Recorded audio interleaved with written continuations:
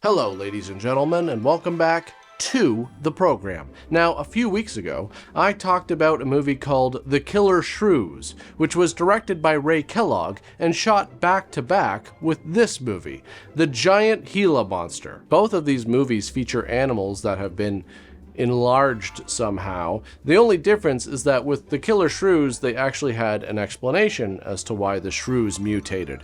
It was a science experiment gone wrong. But with this movie, they're just kind of like... I'm serious. At one point, they just kind of speculate that it could be something to do with the pituitary gland or the thyroid because, you know, that can cause all types of shit. The movie starts with this young couple, Pat and Liz, doing what young couples love to do. Sit in their car in the middle of nowhere and do nothing. Suddenly, the car is pushed and it rolls down a hill, undoubtedly killing both of them instantly because, you know, cars were like death traps back then. The next day, Chase and his girlfriend, Lisa, show up at the local soda shop, and Chase is like, come on, we're gonna be late to drink soda and dance with all the others. So Chase is like, hey, where's Pat and Liz? You know, the couple from the beginning of the movie? They're supposed to be drinking and dancing with everyone. Anyways, Old Man Harris shows up, and I guess this is just a parking free-for-all, which drives me nuts. I mean, yeah, there's no lines on the ground, but can we at least try to have some order here? We live in a society. There are rules. You know, whatever. So Pat's father goes to the sheriff and he's like, hey, Pat didn't come home last night, and you might be thinking that he's concerned that his son might be dead, but no, he's worried about something much worse. His son eloping. Because being dead is one thing, but his son falling in love and marrying the girl of his dreams without parental permission? That's just total anarchy. I mean, what the hell happened to this country? First, we got people parking wherever they want, messing up the spots, and now people are running off and getting married in secret. If he doesn't tell them when he inevitably gets divorced, his parents will probably kill him. Legitimately. Horace? Morning, Sheriff. Let me smell your breath.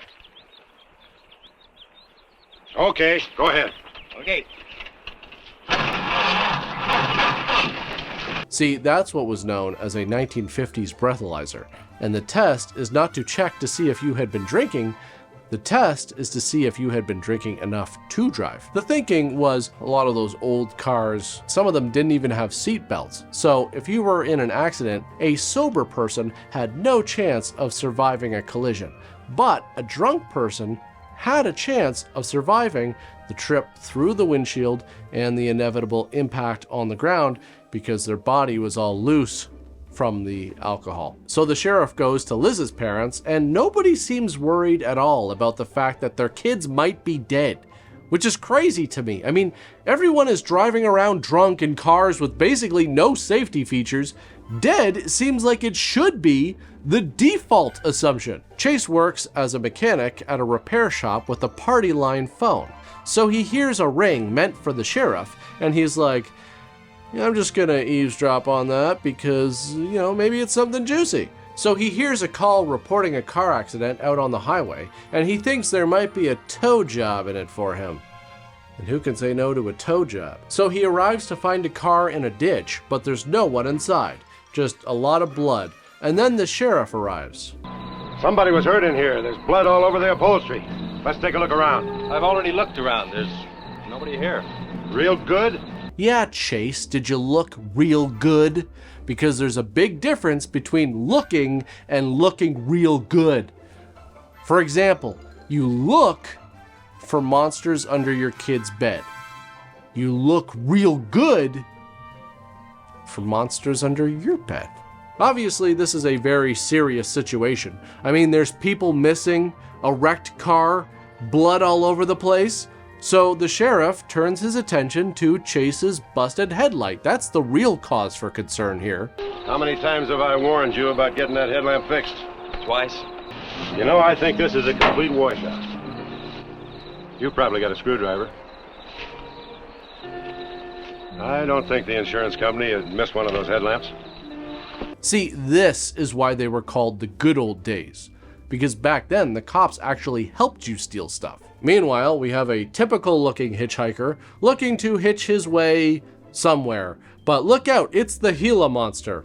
Remember, that's what this movie is supposed to be about. And this doesn't look very convincing. It's just shots of the Gila Monster intercut with reaction shots of the guy. So yeah, I guess he's dead. Nobody has managed to see this giant lizard until it's right in front of them somehow. Anyways, Chase is driving back home when he sees the hitchhiker's briefcase on the side of the road. So he stops because, I mean, come on, you'd have to be crazy to turn down a free briefcase. And the sheriff starts looking around and finds a bunch of cigarettes. Wow, this town is just crawling with free shit. The next day, Chase is out driving around when some guy in a Cadillac goes flying past him, sees the Gila Monster, and crashes into a ditch.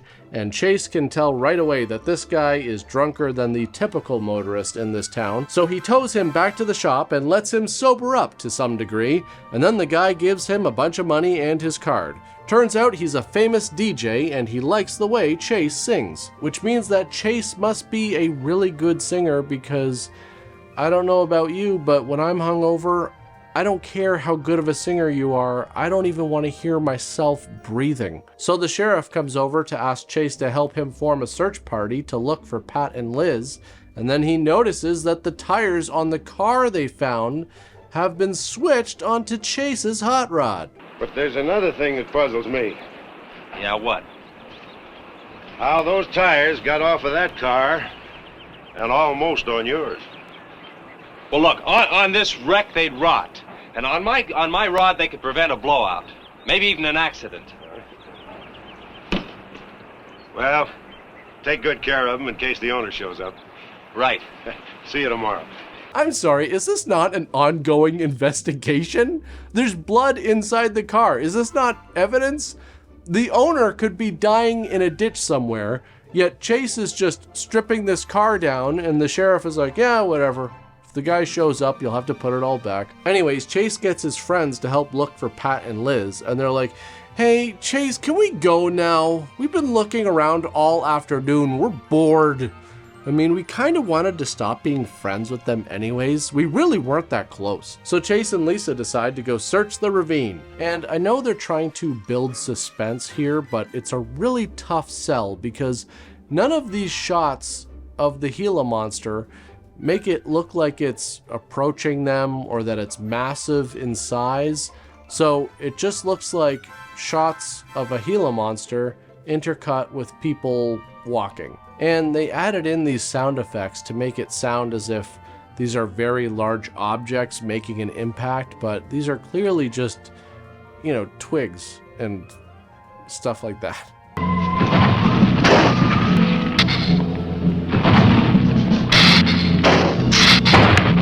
Look at that. What is it, Chase? Looks like an animal of some sort drug something along here. Thirsty? Yes, but haven't we gone far enough, Chase?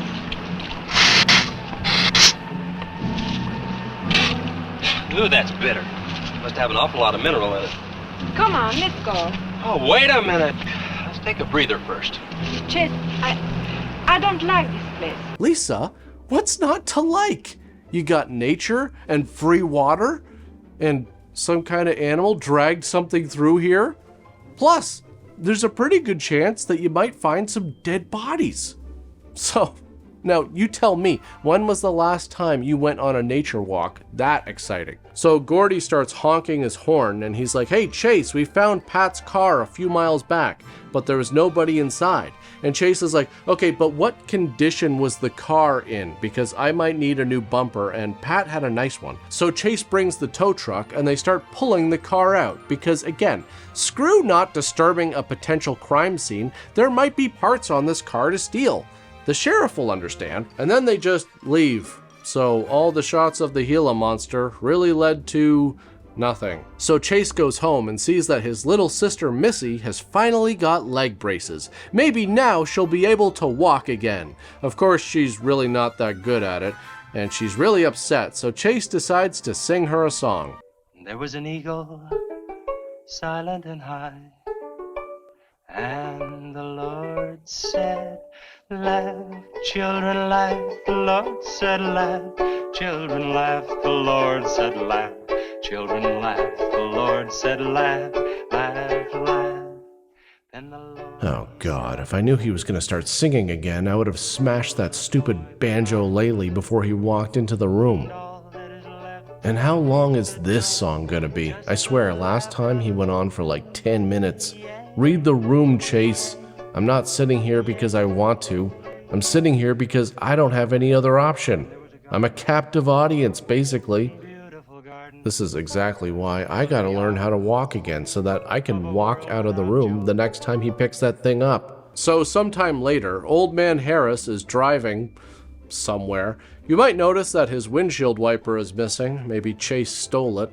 And he's drinking, of course, so he thinks he can beat the train. And the conductor is obviously freaked out about the whole thing, but Harris just barely makes it. So the Gila Monster takes out the bridge and the train derails, and the Gila Monster starts eating the people inside, I guess. Old Man Harris is like, holy crap, I gotta tell the sheriff about this. And the sheriff is like, you know what, Harris? I'm taking away your keys. You're too drunk.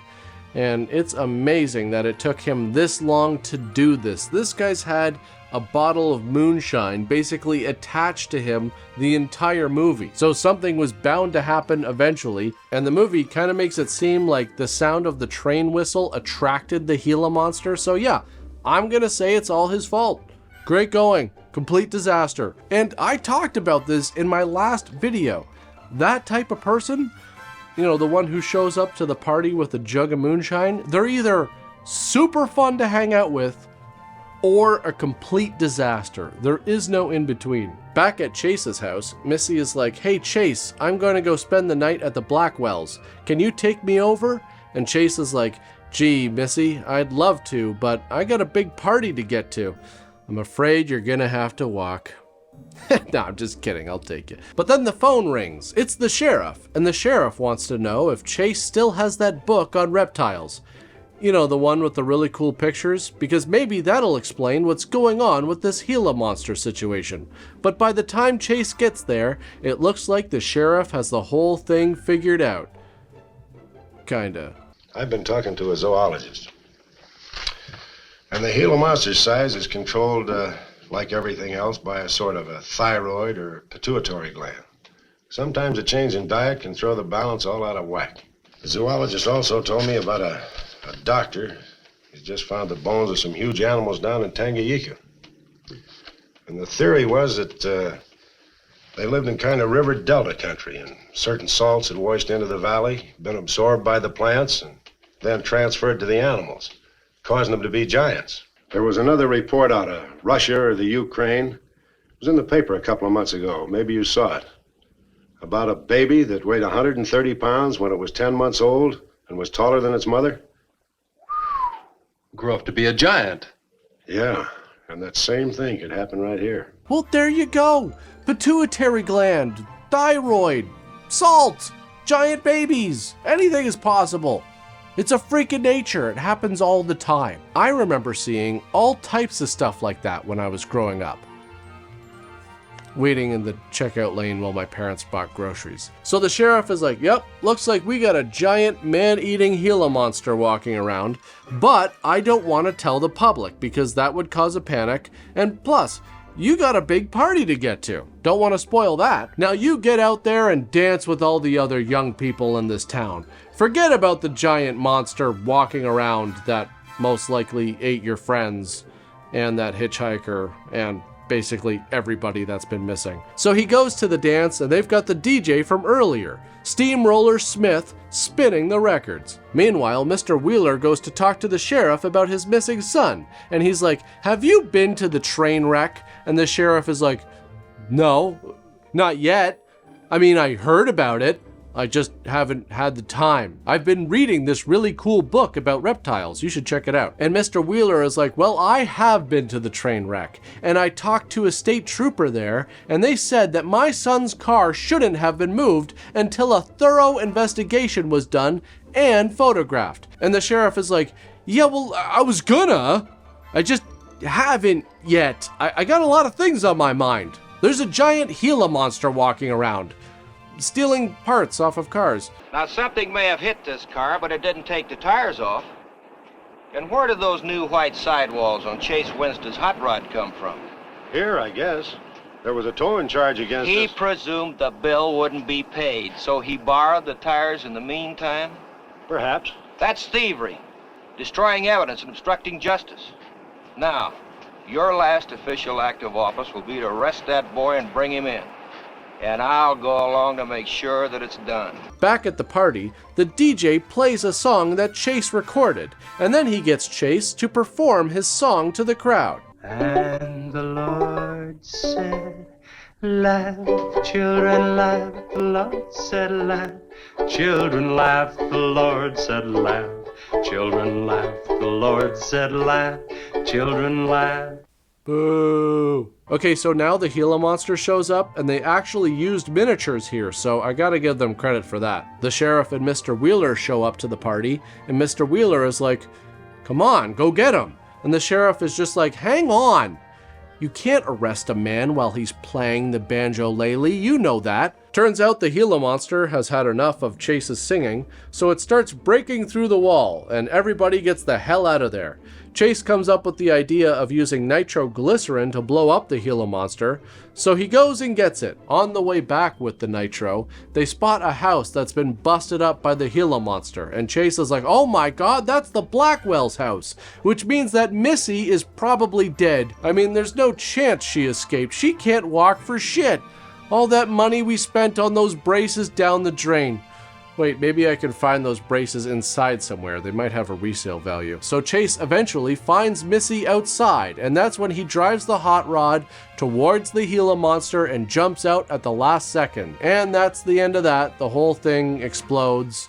All is forgiven, the end. Now, apparently, the lizard that they used in the movie wasn't actually a Gila monster, it was a Mexican beaded lizard, which is actually a close relative to the Gila monster. As I mentioned in my Killer Shrews video, these two movies were shot back to back to save costs, and they were shown together as a double feature at drive-in movie theaters in the summer of 1959. However, the movie actually did quite well and was picked up by American International Pictures to be released in theaters later that year. To be honest, the movie wasn't as bad as I was expecting it to be after watching The Killer Shrews. I will say though that I thought The Killer Shrews was a more entertaining bad movie in that sense. If you want to check out this movie, you can right here on my channel. It will be in the full movies playlist. I want to thank all of my supporters on Buy Me a Coffee, Patreon, and my YouTube channel members. I want to thank all of you for tuning in, but that's pretty much it for this one, and I'll see you all next time.